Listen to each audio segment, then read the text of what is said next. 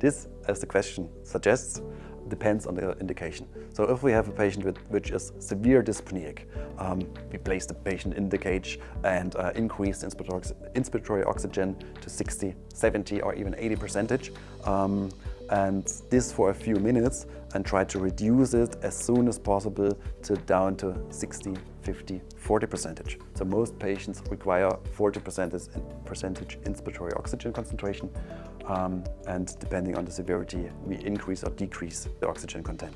The good thing on the Intenso box is that it has the ability to control oxygen concentration in the cage, and does this automatically.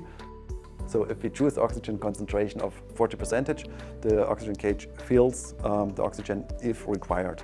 And therefore we don't need too much oxygen flow, especially if you use a very cheap oxygen, just doors or cheap oxygen boxes, you require higher oxygen flows with 10, 12, 20 liters per minute. So your oxygen bottle is empty in a few hours, and the Intenso box kind of preserves the oxygen because it's also pretty close and oxygen cannot really escape.